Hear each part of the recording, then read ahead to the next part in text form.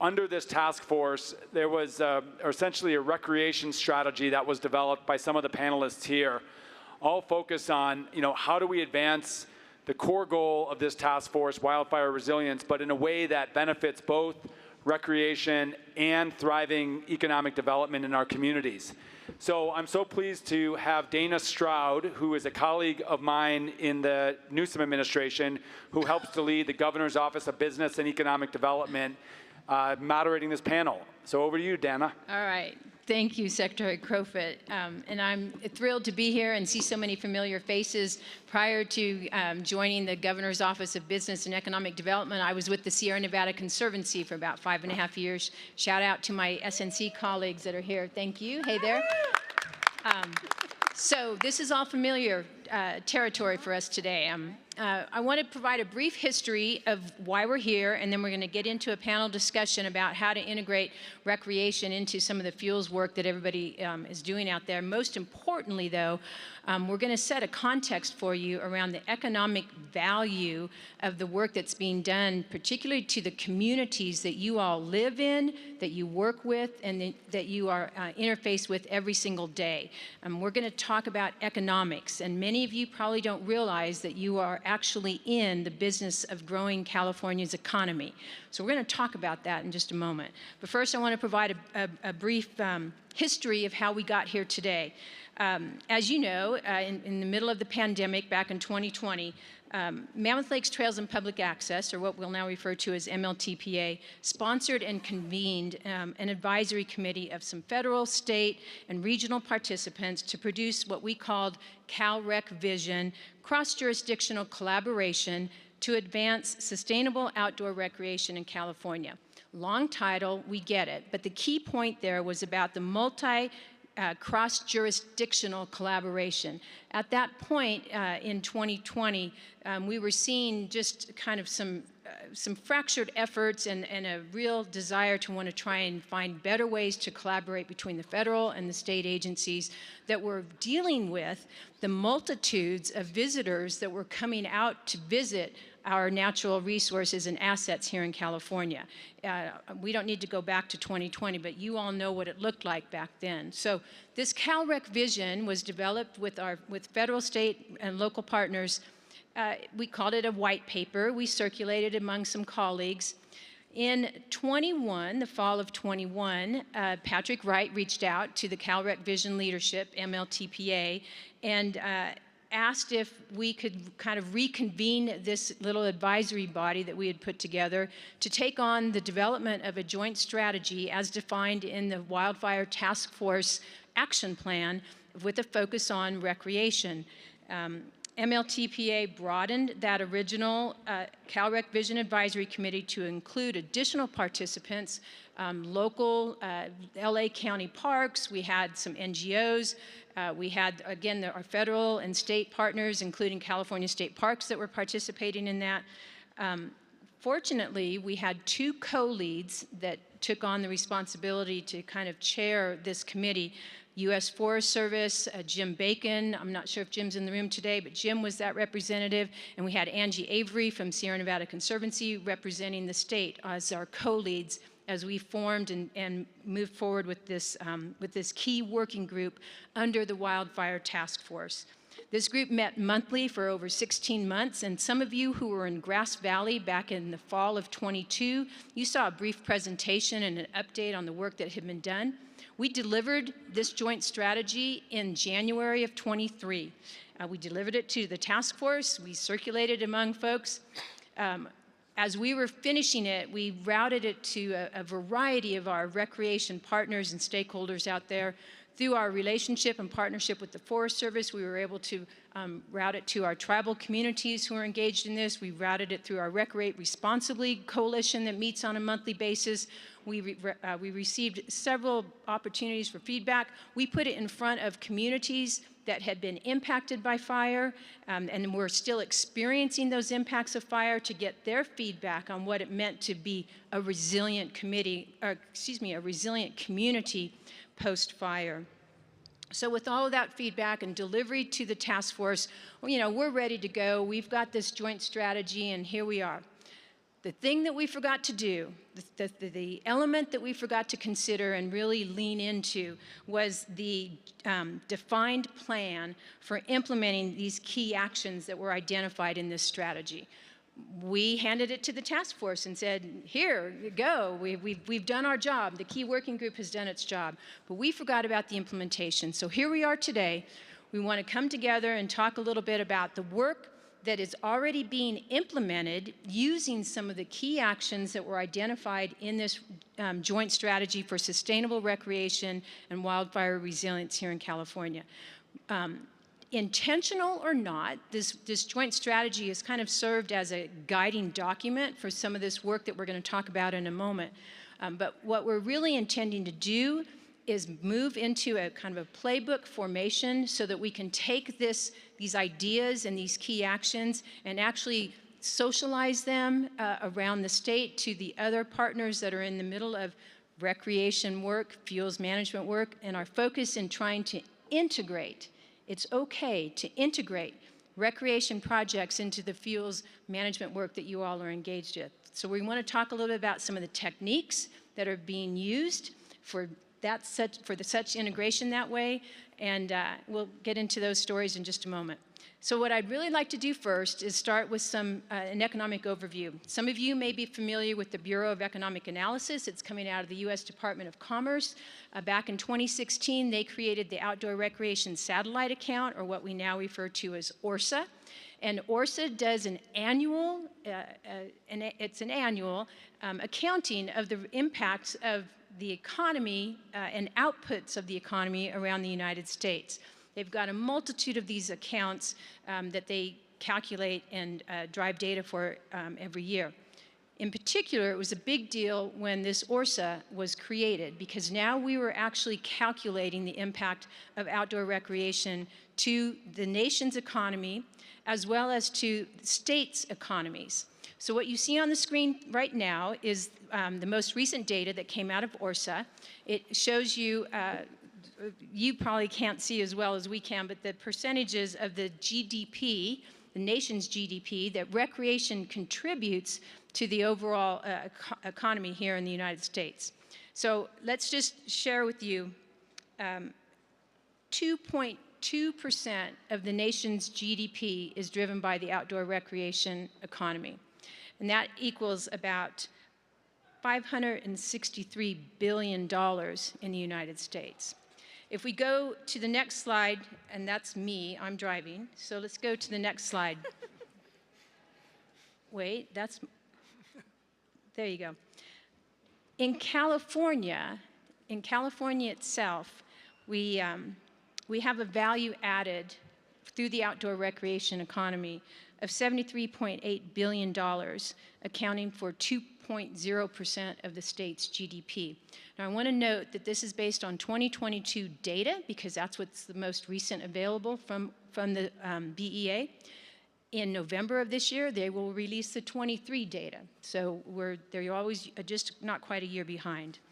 I want to note that when we talk about value added, when we talk about this $73.8 billion value added to the state's GDP, what that accounts for is the gross output of an industry and their contribution to the GDP. So when you hear the term value added, that's what we're referring to. But in addition to the contribution to the state's GDP, recreation in California contributed over 565,000 jobs that were created in the state of California this is 2022 data. In addition to that, we had almost $35.2 million in compensation value to those 565,000 jobs. That compensation includes the wage and salary of the workforce that is employed within the recreation industry as ORSA defines it. So California ranks first in GDP.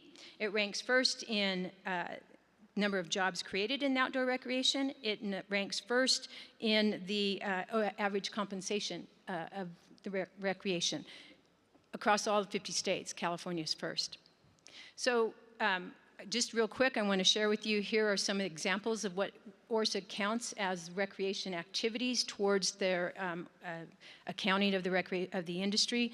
It's things like boating, it's skiing, it's hiking, camping, RVing, skiing, as I mentioned, mountain biking. It's a variety of these activities, and all of these take place on many of the lands that you all are responsible for stewarding and managing. Real quick, this is a slide to show how California compares. This was the value added for the, jobs created. Here's the employment numbers. You'll see a blue line and a dotted line. This is the trend that California aligns with the US. So we are right there leading and a part of what the US is doing in the outdoor recreation space in all the 50 states. California is right there. We are not lagging behind anything. We are, in fact, in the lead, and that's an important number to remember.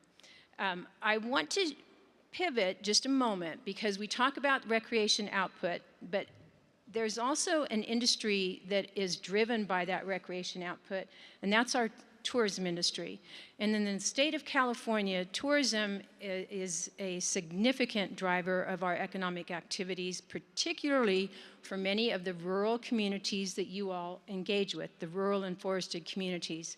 And in 23, Visit California provided their analysis, and we have reached $150 billion value added for the tourism industry in California. That equates to not quite 4% of the state's GDP. That number, 150 plus billion, takes us to pre-pandemic days, pre-pandemic 2019 days that were setting records. And here we are now recovering fully and exceeding what we were doing pre-pandemic. The reason that we share this is because tourism drives so many of these local economies. Tourism is a sector identified as a tradable sector when we discuss the economics that drives the local economy.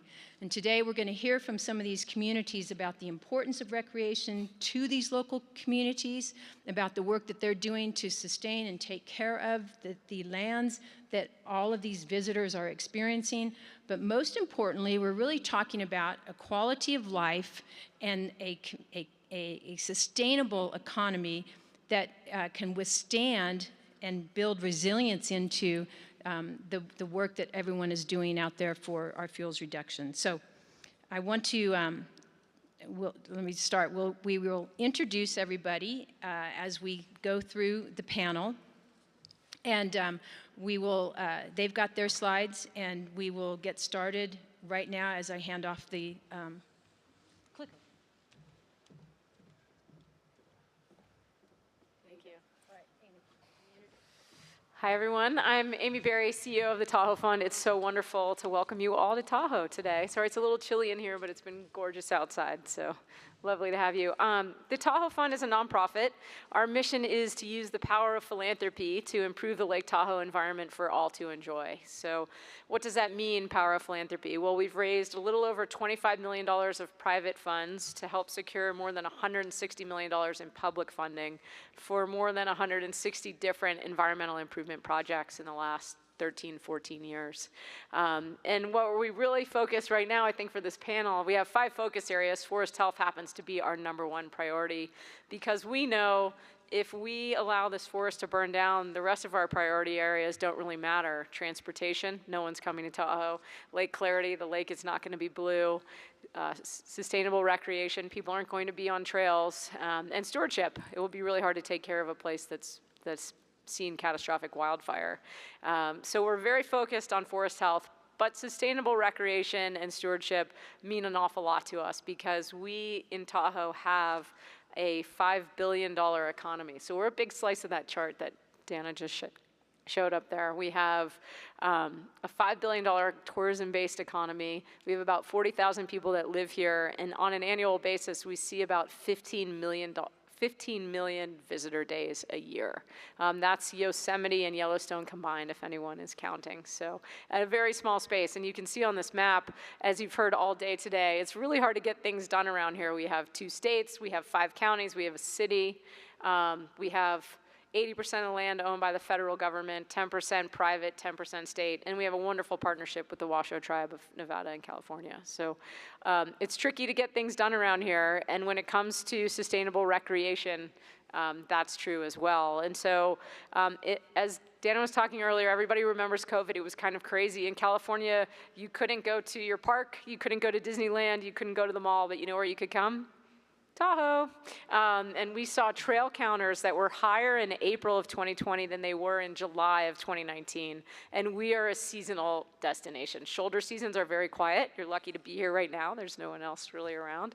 But July is usually the busiest time of year. And so it forced an interesting group of folks together for the first time ever, just kind of scratching our heads saying, how do we manage all these people that are here? And for the first time, we had land managers who are often talking together, and the business community that's often talking together at the same brand new table, trying to figure out how we're going to manage all these people with regulations that seem to be changing on a dime.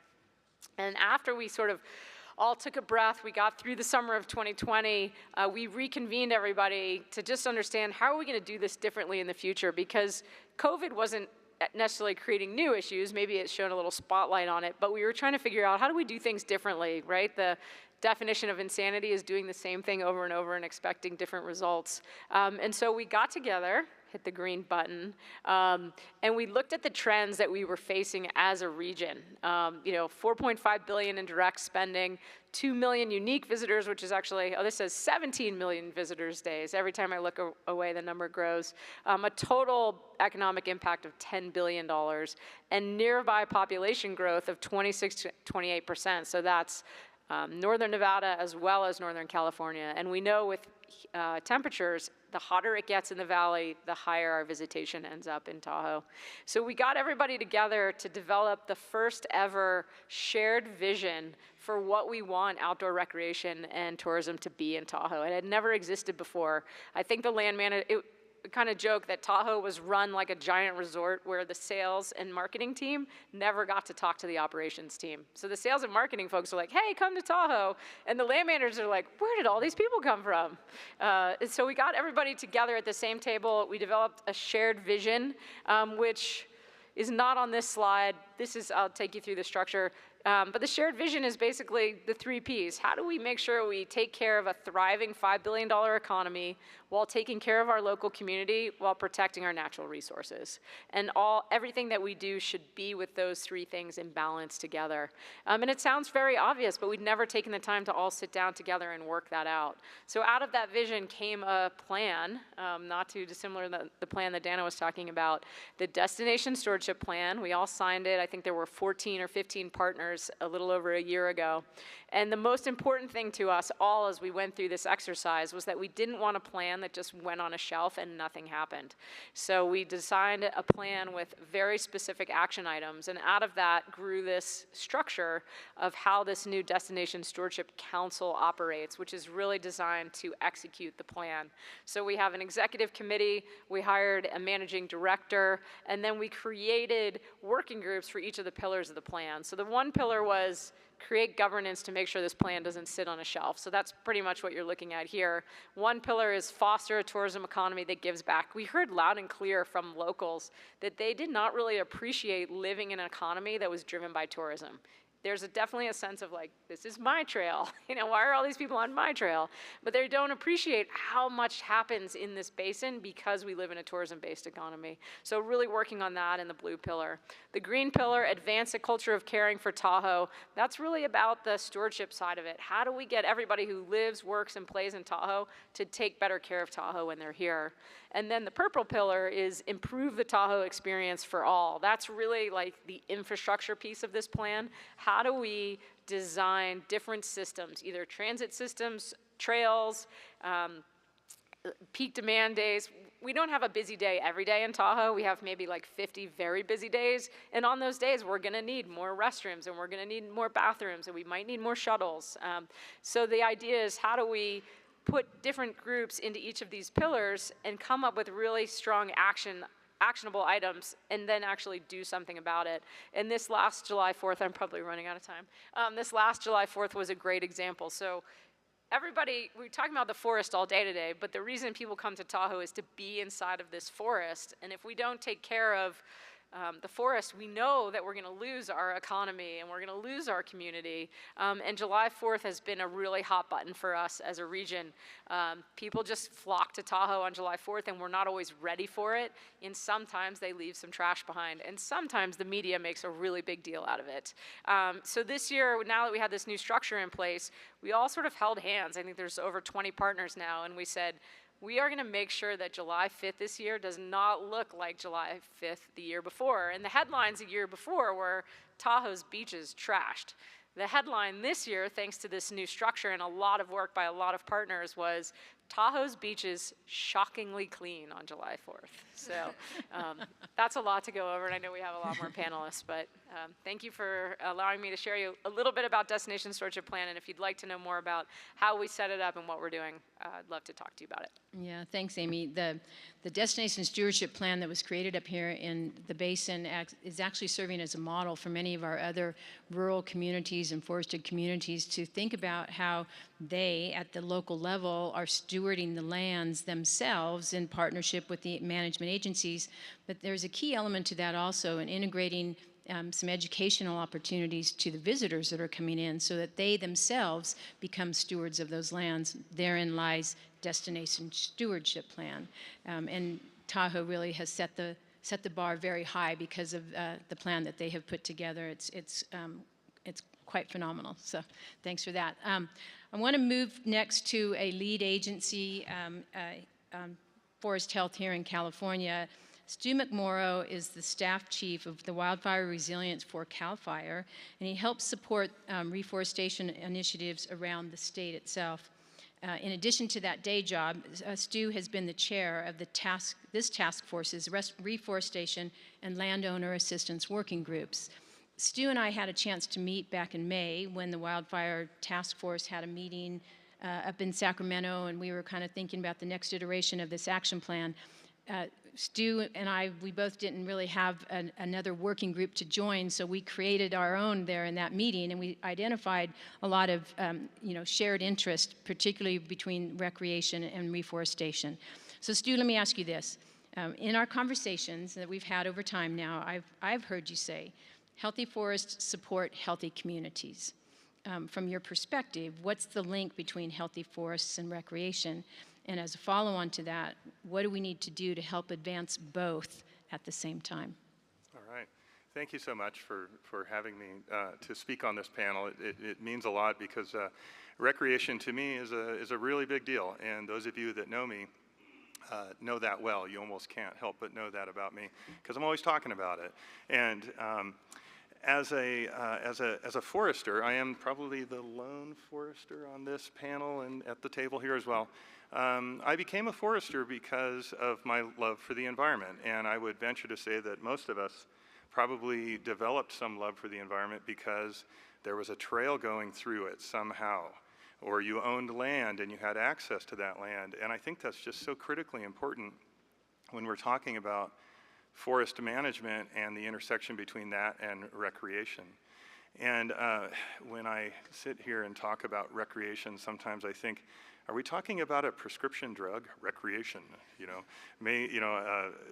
side effects may include good times and health, But it's true, when we're out recreating in a forested environment, we're enjoying that environment, and we value that environment based on what it means to us as humans.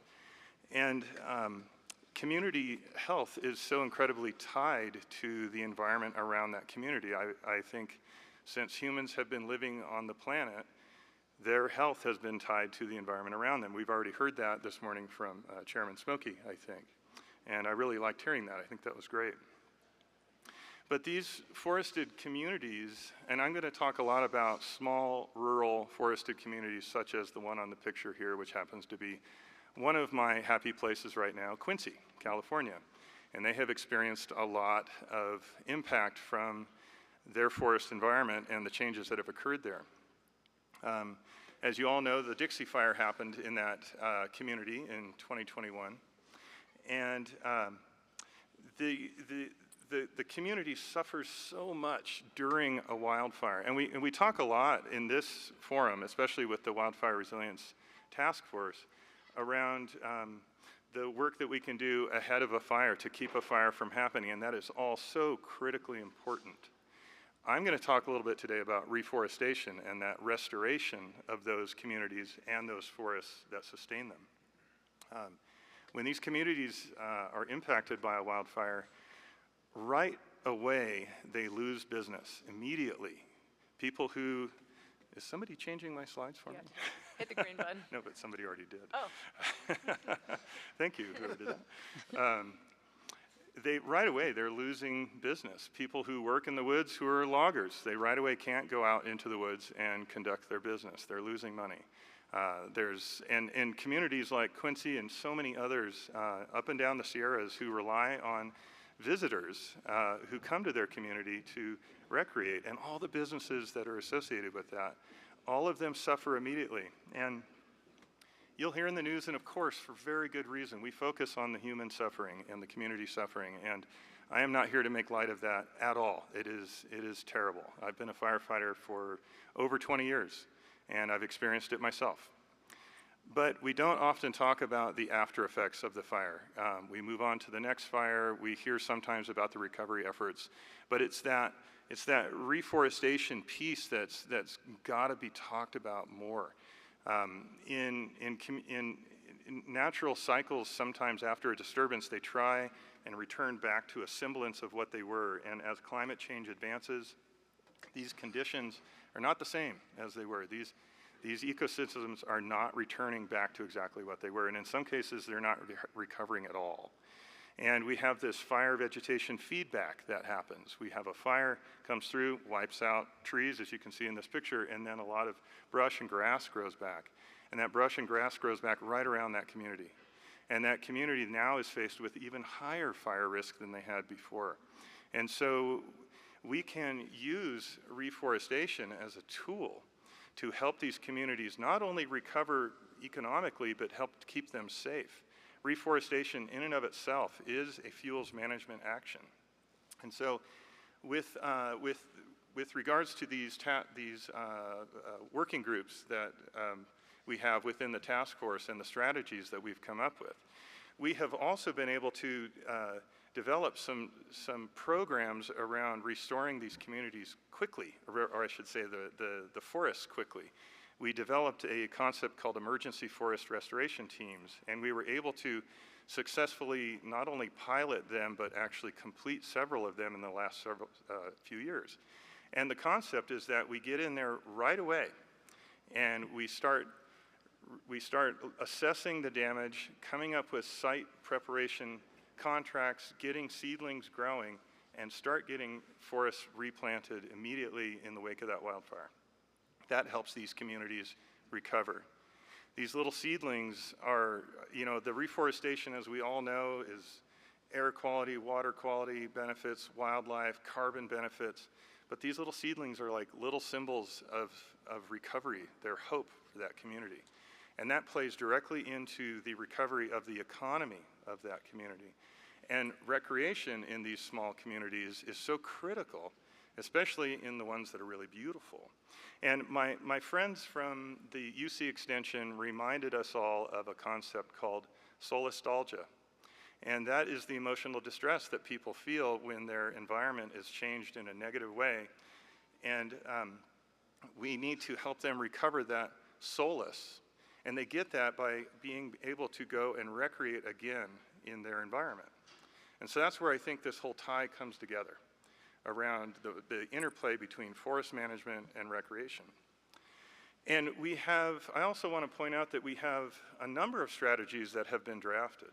And they are all able to come together in one way or another around the same goal. We have to remember that we talk a lot about the environment and the health of the environment, but what we're really talking about is us, our health. It's how we relate to that environment. The environment actually is pretty happy being blackberries in Arundo, right? Mm-hmm. I mean, look how quickly it wants to go to that sometimes, mm-hmm. right? Nature probably doesn't care. It's us who care, and that's an important thing to remember. So we are actually implementing so many of these strategies right on top of each other right now. We have the recreation strategy being implemented with the reforestation strategy. We have the private landowner assistance work happening. And we have some really interesting concepts being put forward right now around this. And so you may be wondering, what is this CAL FIRE guy doing talking about recreation, right? Because it is not what I do for a living with CAL FIRE, but coming here to Tahoe for me is like coming home. I lived here for about 13 or 14 years, and I implemented forest management work all across the North Shore of Lake Tahoe that time, and I was doing it right on top of recreational resources.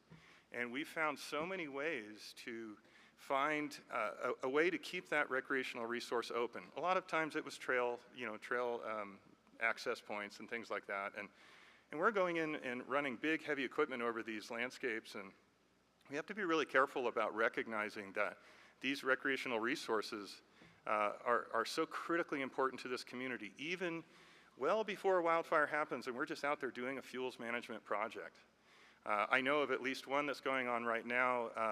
Well, it might not be a forest restoration project, but on the Corral Trail, it's closed a little bit sometimes, right? And that impacts people. And we have to remember that as forest managers, that's important. And so this slide here that you see is a concept that's being put forward to treat trails as de facto fuels management and fire management facilities on the landscape. We can actually build off of these things through, we can do prescribed burn off of our trail networks. We can recognize that they are actually something we should use within our community wildfire protection plans as a resource. So we're doing so much, and we know so much about what can be done. We have limited resources, but we have the tools, we have the know-how. We just have to make sure that we're doing this at a meaningful scale while we're recognizing the importance of recreation and the economies of these communities, while we're not only doing the upfront work before a fire happens and trying to keep the forest safe and our communities safe and intact, but we can also use these trails after the fact to help ourselves recover. So, Yeah. thank you. Thanks, Stu. There were a couple things that he pointed out that I want to note. Here we are in the basin. The local hospital, Barton is the local hospital. They were one of the first hospitals, I think, in the state, if not the country, to actually implement a prescribed recreation activity. They actually prescribed to patients as therapy and recovery, getting out onto the basin here. That is an actual prescription that they write. And so thinking about that quality of life and that recovery and where recreation plays a role in that, here we are in the basin. The assets are used to help folks with their own personal recoveries. So in addition to the economic side of it, it does speak to the personal and quality of life. So thanks, Stu, for that reminder. I want to move to our next panelist. Again, very dear to my heart because it's a colleague from the Sierra Nevada Conservancy. So they are a state agency, as we know, that is supporting both healthy forests and sustainable recreation. Luke Hunt, who's joining us here today, he's the field operations manager for SNC. And as we noted earlier, SNC was a co-lead of this key working group that developed our joint strategy. I do want to take a moment to do a shout out. I think Matt Driscoll is in the room also. If I forgot to mention Matt from SNC, he was a partner in this working group. Angie was our co-lead, but Matt was a staff that from SNC that helped support it. So I want to note that. And then Luke is going to mention an initiative that's been launched here in California. And I'm going to call out Secretary Crowfoot for just a moment on this because he's going to reference California Jobs First. How many of you have heard California Jobs First? How many of you have been participating in the regional collaboratives that have been formed in your communities? Okay, we need more of you at that table. California Jobs First is an initiative to do just what it describes, generate jobs and grow California's economy. Secretary Crowfoot serves as a member of the Joint Council that has been formed by Governor Newsom to oversee the development of an operational plan for the state's economic development strategy. And so I want to give a shout out, and I think what's unique and interesting about that is that economic development may be perceived as living in one or two agencies, my agency, GoBiz, that seems to be natural. But here we are bringing together CNRA, CDFA, the veterans, the EPA. We've got, I'm going to forget the other 9, but here we are. The point is that economic development cuts across all of these agencies. And when we start to think about the impact of all the work that's being done out there and the jobs that are being created as a result of this, we're looking at about a $28 billion impact across about 190 programs across multiple state agencies. It is not anything to sneeze at, and CNRA is right in the middle of that. With all of the work that you're all doing, it has an economic impact. So you're going to hear me continue to emphasize that today because it's important, as well as taking care of and stewarding the natural resource, but there is an economic benefit to it as well. That's multi-benefit. Here we go. So let me introduce Luke Hunt. He's going to talk a little bit about what SNC is up to, but I want to specifically ask Luke, you have SNC has its strategy. So can we talk about how you've integrated sustainable recreation into your strategic plan, and how is the joint strategy that was developed here informing SNC's key initiatives that you've got underway around your healthy forest work? Yeah, thanks, Dana. This plan is a great follow-on to our multi-benefit discussion that we had in the last panel. And what SNC is most excited about is that this is a joint strategy that links recreation and wildfire resilience from early in the planning phases through implementation to project maintenance. And it's really a push to work in a way that improves multiple elements of a landscape simultaneously. And one example of how this has worked in the past is the way the Forest Service has worked on priority watersheds. And the way that has happened is early in the planning phases, forest leadership identifies a watershed where it's possible for concerted investment to move the needle on a bunch of fronts. So clean water, recreation, roads, forest health. It's integrated, and it's more than just a once and done approach that might focus on how efficiencies might work together during implementation. At its best, these joint strategies are really holistic planning where projects can be designed to work together in a synergistic way from the very beginning. The priority watershed example on Forest Service lands is in some ways simpler than this joint strategy because the Forest Service is a single land manager and oftentimes a single funder. And what SNC is trying to do to help and to implement the joint strategy is by building capacity and coordinating funding from multiple sources. And I'll get to that in a little bit. But these are the 4 goals of the joint strategy. The vision is for recreation that's sustainable, inclusive, integrated with forest and watershed management, and that delivers social, environmental, and economic benefits. And that's pretty close to SNC's mission. And Dennis, I wanted to talk a little bit about jobs first, too. So the joint strategy, it's tightly aligned with SNC's strategic plan and California's Jobs First initiative for our region, because all of these efforts see forest health as foundational to sustainable recreation, to resilient communities, and to thriving economies. So these are the examples from the draft regional strategic plans under California's Jobs First initiative, and this is where they overlap with SNC's strategic priorities. Sustainable recreation, holistic forest and watershed management, public land access, workforce and business development, capacity investment, and SNC has provided technical assistance and grants supporting all of these strategies.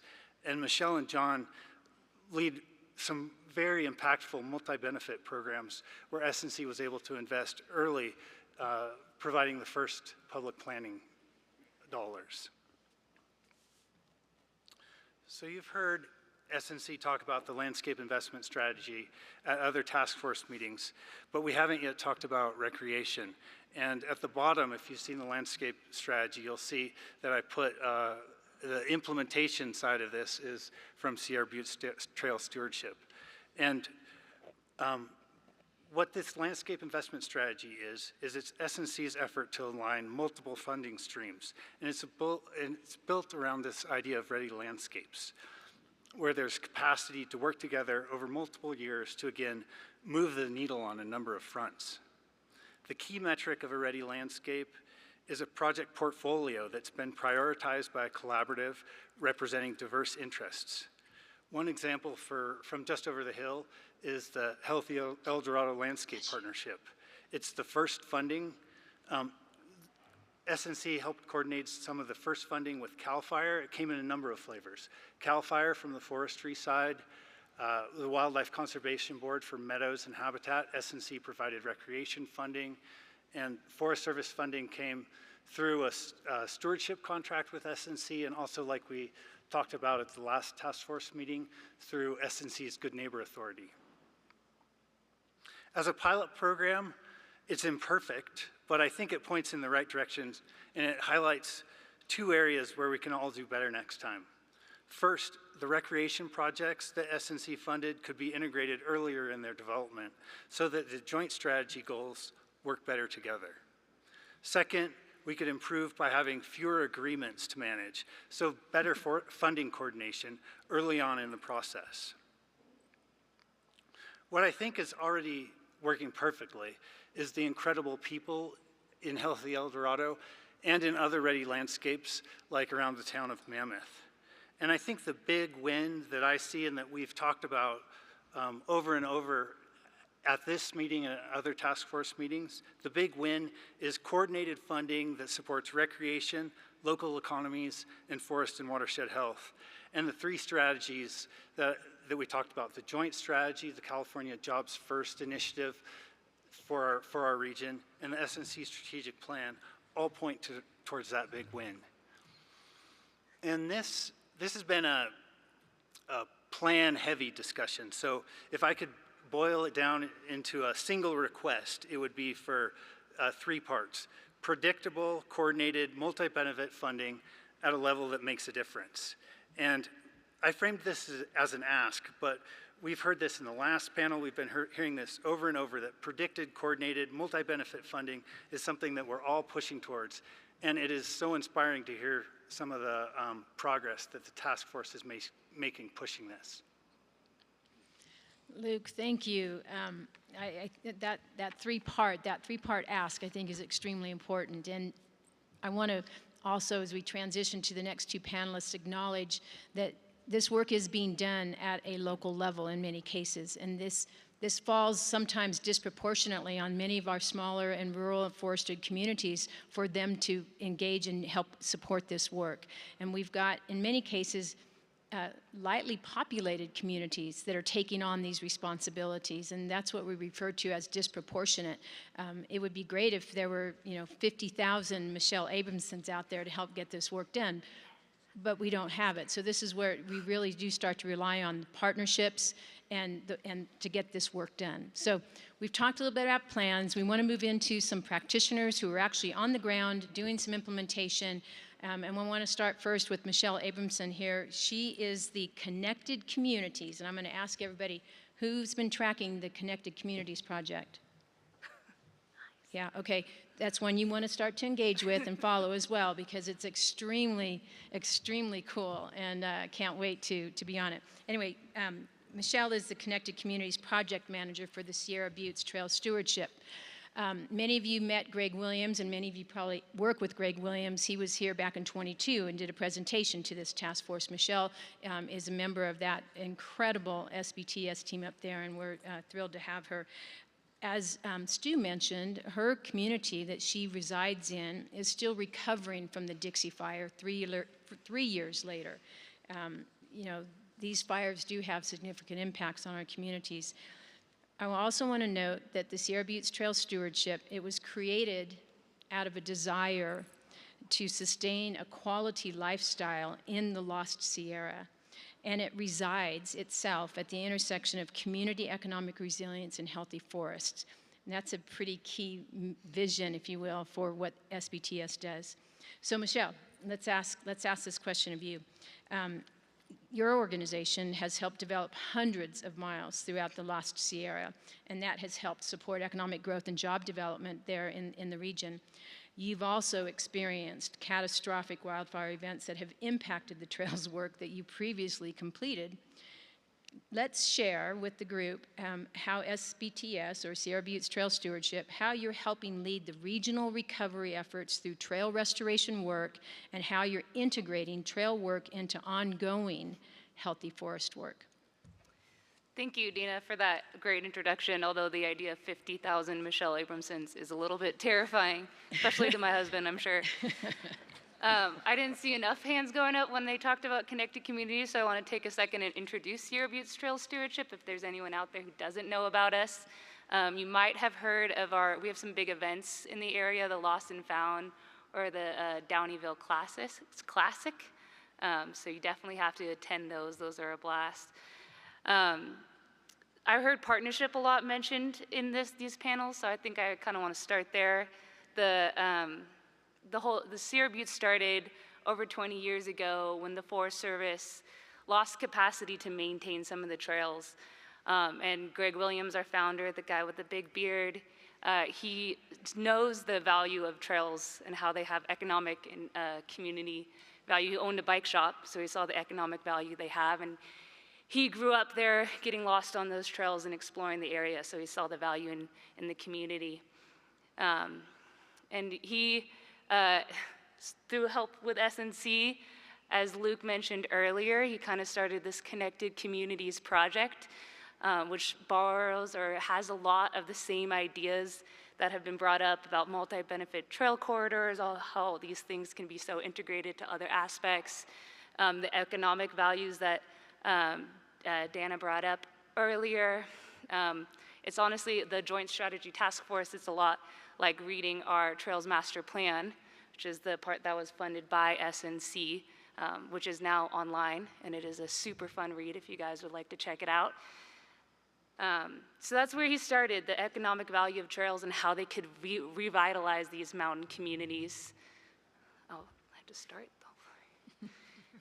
though. So the area we serve is the Lost Sierra. It's a colloquial term. It's kind of a broad definition of an area a couple hours north of Tahoe. It includes Plumas and Lassen and Sierra counties. Recently, the Lost Sierra has been brought up a couple times, suffered the Dixie Fire. I do want to note that that was on the back of 2 other previous years of large wildfires. That was 3 years in a row where a lot of people were evacuated from their homes. But the Dixie Fire was obviously the biggest, started in 2021, and it quickly took over the Lost Sierra, burned 70% of the Plumas National Forest. It burned through the community of Greenville. It burned down 550 homes that families lived in, burnt down the best pizza place in the county, just absolute destruction.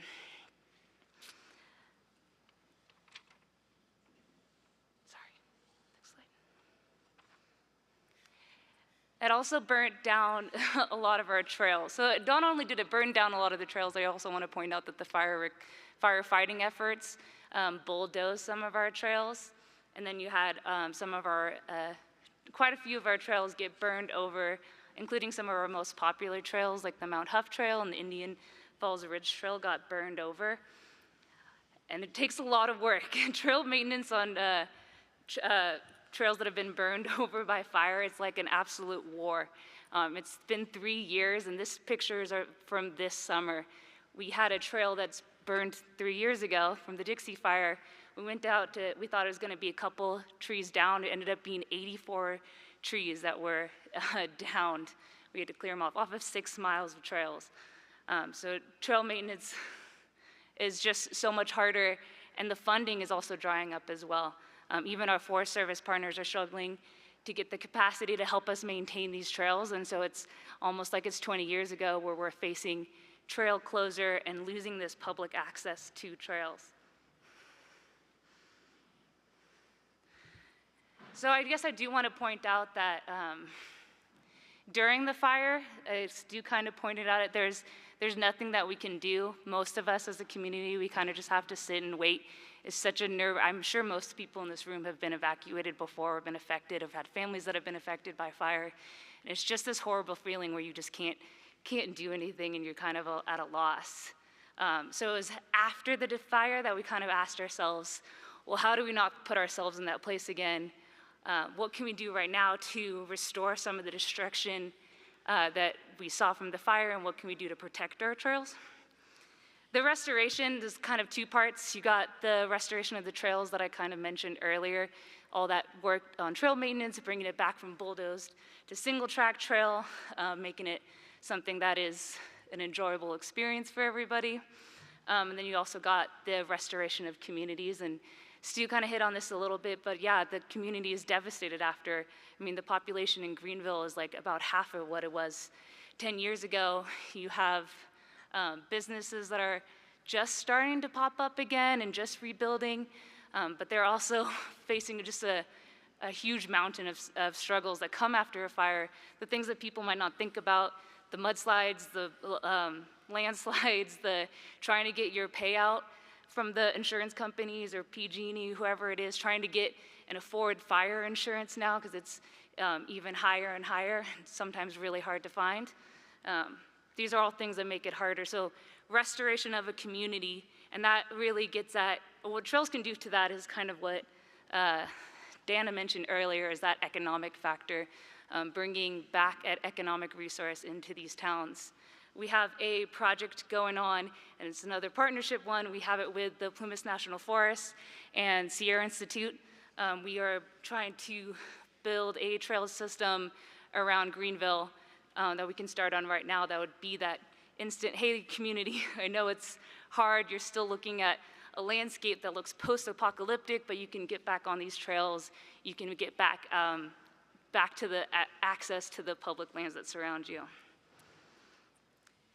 And the other side of it is protect, and I think really the forester and the fire people can speak much better to this, and I'm just a trails person, so I don't have that expertise.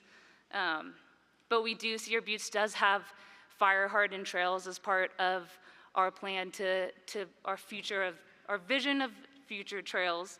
It's something that we kind of go into much more detail in our Trails Master Plan, so I definitely encourage you guys to check that out online. I think the thing that I want to hit at the most, because we're talking a lot about multi-benefit trail corridors, and we're using all these big words, I think I kind of want to hit something that Stu brought up in the beginning, is what kind of makes trails unique. And that's really the fact that they're fun. I mean, this is the recreation panel, so recreation is just another fancy word for fun. And I agree with you, Stu. That's how I got into stewardship and natural resources. Was I was on trails and I saw the value in it. And now I'm here at this conference that I've been at all day, listening to people talk about forest resilience and healthy forests, all these big words. So I really think trails bridge that gap between people who are willing to pay money and sit at this conference for 8 hours a day and people who just want to get out on trails and enjoy the forest that surrounds them. Michelle, thank you for that.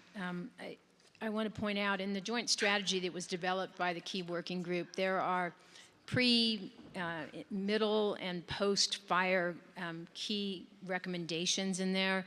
One of the things that Michelle has hit on that I think is extremely important, and I know we keep it top of mind, but I think it's really something to lean into. These communities who are surrounded by these forested lands and are in these rural areas, and that they're the ones that are experiencing these fires, the sooner that we can move into that recovery effort, the sooner that we can collaborate on the communication that we have out to those who have been wanting to come and visit, the sooner that we can get that coordinated and going, the sooner these communities can start to recover themselves. And there are some key actions in this joint strategy that talk about the coordination and the desire for communication to be improved and how we talk about these fire-impacted areas in maybe a different manner. So if you haven't had a chance to review the joint strategy, I would encourage you to do so, because there's some very practical steps that we heard from communities that have been impacted. So, Michelle, I want to point that out. And 3 years is a long time, and hopefully we get it going, sooner. I'm going to transition over to another colleague, John Wentworth. He is the founder and CEO of Mammoth Lakes Trails and Public Access. As noted earlier, MLTPA was the sponsor and the convener for the early version, CalRec Vision, that led us into this joint strategy that was developed for the task force.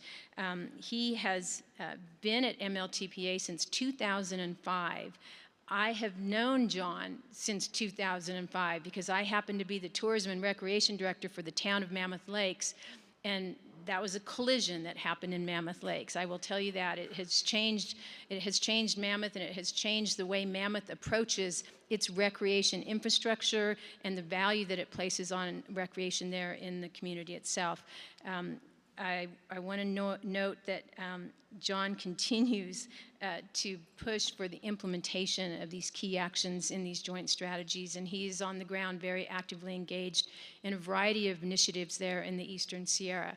So John, here's my question for you. What are some examples of the healthy forest work that you're currently engaged with that are implementing key actions from the joint strategy, and what initiatives have you seen launched to help inform this implementation playbook that we want to start moving in towards to help implement these actions out of that joint strategy? Thank you, Dana. You'll have to forgive me, as some of us were at the California Forward Economic Summit yesterday, and the governor came and had a nice dialogue with your boss, I guess, Dee Dee Myers. And so we're going to touch on jobs first a little bit in this conversation. It is deeply, deeply baked into the governor's mind, which is quite an inspiring thing to see and to hear. And partners, there's a saying about there's no atheists in a foxhole. Well, there's no silos when you're on the ground implementing things. So in terms of our partners, we're all in this together. And I would like to illustrate a little bit as we talk about the situation on the Eastern Sierra. We are in the regional wildfire threat business. Michelle has talked very eloquently about the recovery side of it. We're in the threat side. It hasn't gotten to us yet, but we're getting ready. We are very fortunate in the Eastern Sierra to have an NGO, a nonprofit known as the White Bark Institute. And some of you are familiar with their Eastern Sierra Climate and Communities Resilience Project, which just had a recent decision from the Forest Service to treat about 58,000 acres in Mammoth Lakes and Mono County. That EA decision just came out recently. So far, they've already treated about 5,000 acres to date, with a number of those acres scheduled to move this thing forward. So I called up my friends and fellow recreationists at the White Bark Institute and said, look, we got this joint strategy. It's not clear who owns this thing and who's implementing it, but could you take a look at it and just let us know how many things you're already getting done or that you're working on, maybe 2 or 3? And they got back to me quite quickly, and they said, well, look, we're working on 22 of the 31 key actions, just as part of their work. Good to know. So we then started to embark upon this process of really integrating the recreation values that are in the strategy in with the great work that White Bark is doing on the ground. The work is underway. They've millions of dollars of grants from CAL FIRE, from the Forest Service, and other places. This is a hotshot NGO. If you don't know about them, you need to check them out. They know what they're doing, and they're passionate, and they're getting things done. And the particular recreation assets in Mammoth Lakes are defined through the Mammoth Lakes Trail System. There are dozens and dozens of trails. There are hundreds of campsites. And there's key federal infrastructure, visitor centers, other things that, should a wildfire come through this community, Michelle and I would be in the same boat. And I love Michelle, but I don't want to get into that boat. So we are out there on the ground, and the tool that we use, Esri, GIS data, it's the common data thread that makes it possible to really effectively and efficiently do this work. Some of you may not know the names of these places, but our visitor audience that makes our economy possible, these places mean something to them. Inyo Craters, the Lakes Basin, all the buildings within the urban growth boundary compels visitation to our community, makes it possible. The map on the left there, that's the GIS product coming out of White Bark. This is the common way that we can efficiently and effectively be implementing the strategy, which brings us to data. The presentation this morning, is Dr. Battles out there anywhere? There he is right there. How are you? Good to see you. Amazing work that's happening in the data space. Now, I wish that I could be showing you the nice little dashboard that the task force has put together. It's unbelievable. All I can do is provide a snapshot of an inference of all the recreation assets in the state of California. I can't really fit it into a screen. Fortunately, we've got a proposal in to Mr. Patrick Wright and the task force for a modest sum to be able to put together an inventory of all the recreation assets in the state of California to get them into those regional resource kits. So that when the great work, the great grants are being provided to do the work on the ground, where Michelle's recreation assets are, where our recreation assets are, they are known. They are knowable. Not that hard to do, but that would be a great step forward if we could pull off something like that. Educate. Educate. I'm channeling my inner governor right now. I know it's a sad show, but I'm educate. Sierra Nevada Conservancy invested in our region several years ago through the Sustainable Recreation and Tourism Initiative, and we assembled all the DMOs, all the people that have connections to our audience.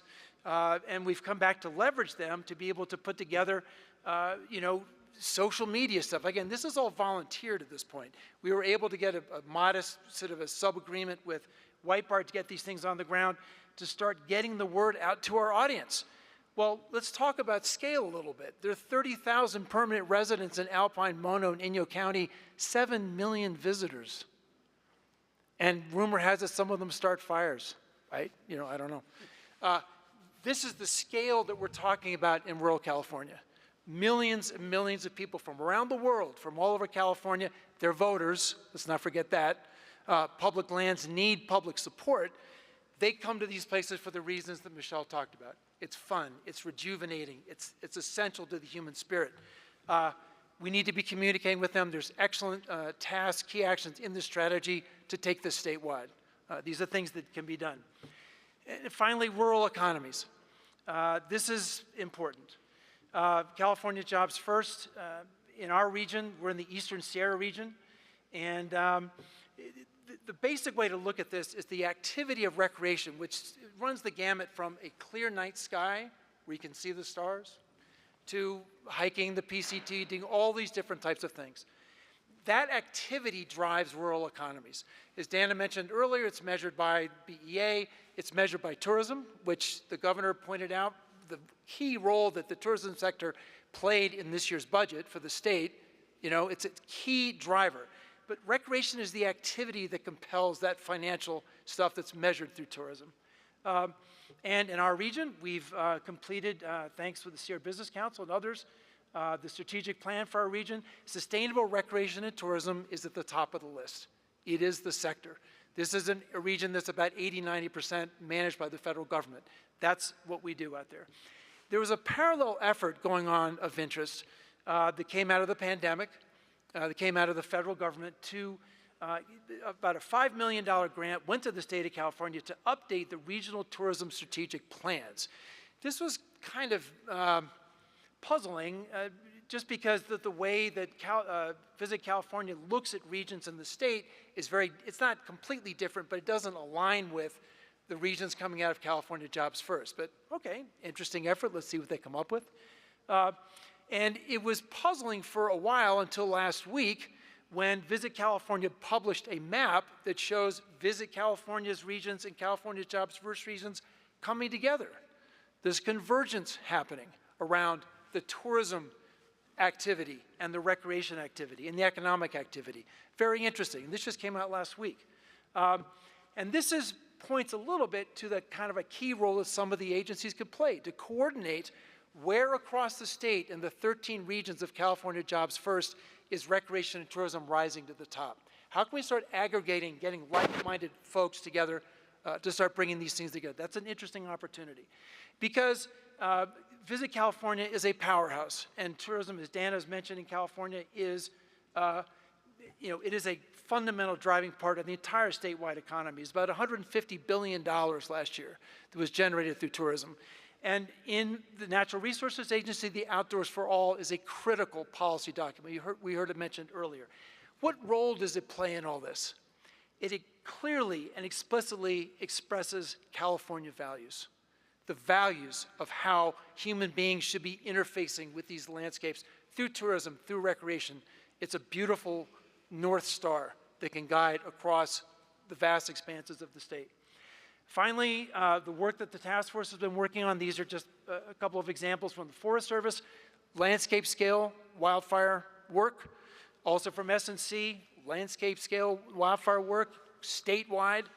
But there's this strategic convergence that's happening between the work that the task force is doing and the work that's coming out of Visit California and the work that's coming more significantly out of California Jobs First. This is the great opportunity that we have at this point.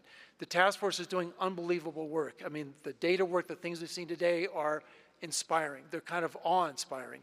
But now, rural communities, human beings, integrating them into this matrix, the opportunity is right now in front of us. Yeah. So, thank you. Thank you, John. I'd like to thank the panel. I think we're up against time, so I'd like to thank the panel and turn it over to our executive committee of the task force for any questions that you have of this panel. And these are the folks that are on the ground doing the work. So we'd like to turn it over to you for any questions you might have. Yeah, huge thanks. This is a great panel. I'm feeling your energy. I'm with Michelle. Recreation is fun, and a lot funner than wildfire threat reduction. But in all honesty, I mean, I do think it speaks to our California values, and I do think it is a great uniter. You know, whether you're urban or rural or red or blue or north or south, I mean, everyone loves the outdoors and recreates in different ways. And so I think we have a tremendous opportunity to link recreation and rural economic, or just generally economic development with our wildfire resilience. You know, we've spent between the federal and state government about $5 billion on these projects we've been talking about all day in the last few years. And I don't get a sense, if I'm being honest, that we're really leveraging that money to advance recreation. Like, I'm so fired up for connected communities. I love the idea of fire-hardened trails, but I feel like the problem, you know, sort of you guys have done such a good job of identifying the opportunity. But I guess, John, because you always tell it like it is, like, what do we need to be doing that we're not doing to actually achieve this vision among all of our wildfire-related agencies? You're asking me? Sure. Or anybody else for that matter. No, I just know okay. you'll keep it interesting. That's okay. I'll just kick it off. A place to start would be ownership, not only of this strategy, but the strategies you're going to produce in the future. As Dana mentioned, it gets done. It's a nice piece of work. Okay, is a state? I mean, who do the practitioners go to say, well, what do we do next? How do we support this thing? And then maybe taking these strategies and integrating them into grant opportunities, you know, getting it in there. So if you're doing things that are coming out of not this strategy, but any strategy, you get 10 points, you get 15 points, those kinds of things. I think also this convergence that I mentioned, I mean, the California Jobs First, Dana mentioned you're serving on this council. How do we start really bringing all these different sectors together so that we can get things done, actively done on the ground? The thing that's a little unnerving is that the task force and the work that you're doing, you've built this powerful machine that's going to do, these forest treatments are going to happen. We can't let things get left behind. We got to bring the rural communities along. We got to bring the visiting audience along. The interpretive opportunities are profound. Again, these are voters. I mean, these are people that need to be supporting public lands and need to be supporting the work that's being done. So I think clear ownership is important. I think within the CNRA, within your agency, Outdoors for All, linking these things together and helping us understand where the convergence is, leveraging capacity. The recreation audience is millions of people. I mean, there's thousands that you could turn into a workforce tomorrow. If we take this strategy with a certain kind of guidance and parameters on it, we could leverage thousands of people across the state to start going out and implementing these things in communities that are affected by wildfire, where recreation is their bread and butter. You'd have a workforce tomorrow. That's an opportunity. Let me ask a follow-up question on that, and I'll point to you, Stu. You made an eloquent, pitch for when we're restoring forests, we need to restore trails and recreation facilities. Can we do that, given the fact that, I mean, can your reforestation dollars go to that? How do we, or where do you find the money, literally? That's what I was going to say, Patrick. I mean, it's funding. You know, there is not a bucket of funding for recreation that's easily accessible. I think we need to think about this on the long tail way, right? the way that you fall in love with a forest is going on a trail and walking or riding your bike through a forest. You have an out-of-body experience, your endorphins come in, your oxytocins, I think the Japanese have a word for it, forest bathing. The more people we can get on trails in our forests, more that they're gonna care about taking care of our forests. And when it comes to funding initiatives, you know, they'll be in support of it. When it comes to, I mean, the hardest thing for people to get around is we have too many trees in our forest. We need to reduce the amount of trees. And if we can get champions of the forest, you know, take advantage of those champions through recreation, we can start to tell that story. You love hiking here, you don't want this to burn down, we need to lose some trees. And then all of a sudden, it shifts the whole narrative and you have a whole army of people who are out there saying, we have too many trees in our forest, let's cut trees down. I mean, obviously in a very scientific and a good way. We're not talking clear cutting, ecologically based. But I think that's what we missed out on. And you know, as a funder in Tahoe, like I see Drew Bray here from Tambo, like so many times you rely on nonprofits to build trails. And they're there for it. But if there was a nice chunk of money from the federal and the state agencies, you could do amazing things for trails and use it as an educational experience for folks. I'd like to add that, you know, California has lost, I've seen some estimates where we've lost 30% of our forest cover in the last 20 years. And I think we need to recognize that reforestation is an emergency. It's an emergency not like fighting a wildfire, but it's a longer term emergency. And if we're not thinking about getting after it as quickly as we can in this partnership team approach right away, we're not going to have forests for our future generations to work on. And so I hate to always answer that question with money, right? And it's not always all about money, but it's recognition of the problem. It's a lot like, you know, we've all heard that analogy, you put a frog in tepid water and you slowly heat it up and it eventually will get boiled to death. I see that in my hot tub sometimes. But it's true. And so with the reforestation strategy and the working group that we had, one of the things that we put together was a reforestation pipeline partnership. And it cost a little bit of money to bring everybody together. Okay, but that wasn't really the power of that partnership. And that partnership is just now coming to fruition right now. We brought together every entity that we could think of in the state who has a vested interest in reforestation, from the private industrial partners, private non-industrial, Forest Service, you name it. And I'm skipping, pardon me folks if I'm skipping who you are in that partnership, and we brought it together to look at these problems and how do we address them in with limited resources. And the first year or so was sort of this building up, and we started to think, well, what are we really getting out of this, right? And then we started to develop these huddles with our partners from American Forests, really helped us start to identify where are these pinch points in the pipeline partnership, in the pipeline. And out of those huddles, we developed solutions to get together, right? And this particular year, we really saw so many of these initiatives that we put together, just sharing resources, right? Yeah, we all have limited resources, but if we pool them together, we can really get something done. And I'm reminded of this tagline from the task force right here, all together now. It's exactly what we're doing under reforestation. So yes, we need money, but we need a recognition of the problem. And this emergency forest restoration team concept that we've put together, it's working. And I don't want to call recreation a byproduct, that's not fair. But my point is the more that we can get out ahead of this problem after fires, the more we can help everybody together. I hope I answered your question. A couple more people, then we have Don. Yeah, I would like to jump in and say one thing that the task force has done an amazing job at is getting all the agencies to work together, like we heard, measure things in a common way, communicate in a common way. And I think recreation, this joint strategy, that could be another way that the task force could help get funders to communicate in a way that could be communicated in a cohesive story.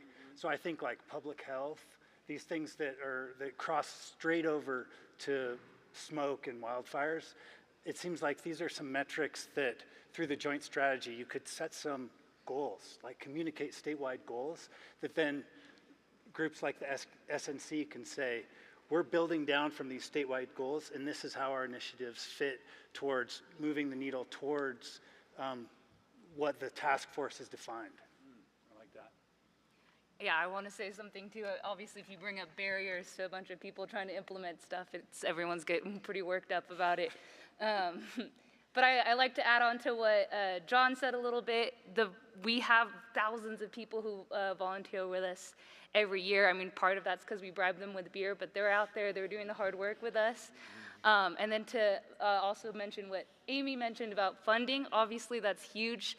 But I think a huge part of that too is kind of where we could avoid spending money in other places, and that's that green tape aspect that we brought up on the last panel.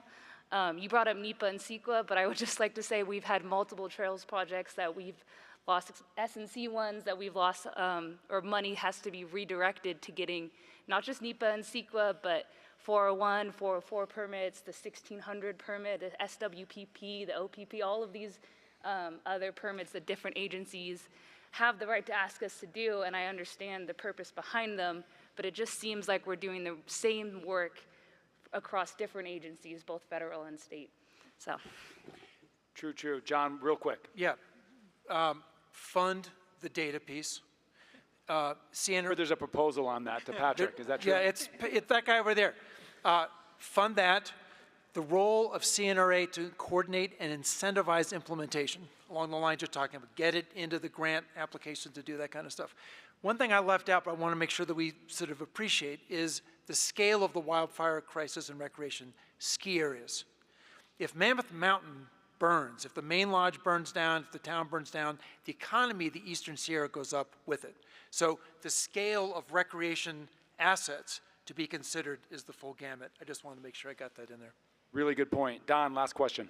Yeah, I'm watching the clock wind down in the opposite direction right now. I'm going to make it more of a point for us to think about, and that is to first think about how trails have historically played an important role in the way that fire has been part of these landscapes, from indigenous fire stewardship to the way that roads currently serve in bringing fire, not necessarily in a beneficial way, to our landscapes. John, in your map that you showed of Mammoth area, I saw all these trails, and all I could imagine was 100 different burn units that were within that. So my point is that how do we, one, think about how we can use recreation to scale fire back into the landscape, but then also how beneficial fire can be part of how recreation is within the landscape. And I'll leave it with Absolutely. Couldn't agree more. I love it, and that speaks to the convergence. Although since Michelle brought up beer, I've been thinking about beer. And I understand that we have a reception that we're pretty close to. So I want to ask you to join me in thanking our panel.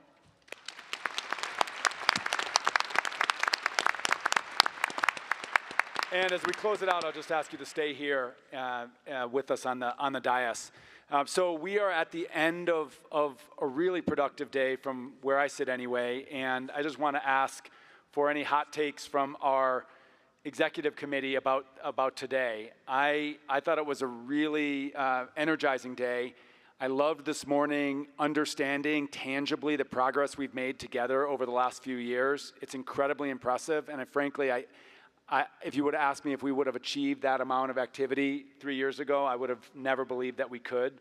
And we're gaining momentum. So it's huge validation to the work that you are doing across the regions. And then this afternoon, and then of course here in Tahoe, I'm always inspired by the work that's happening here and the proof point of the Caldor fire.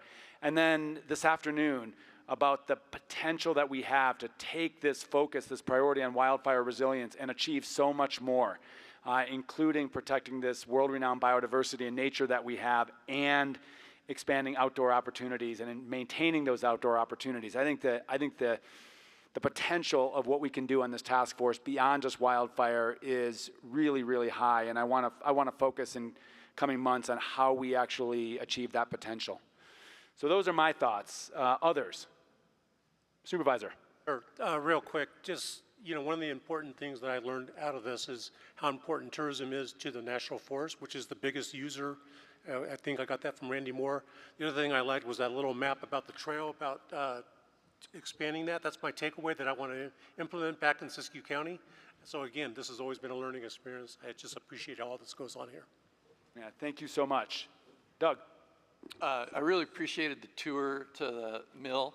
You know, I guess, you know, Downer Doug here, that's not California jobs, that's not tax revenue.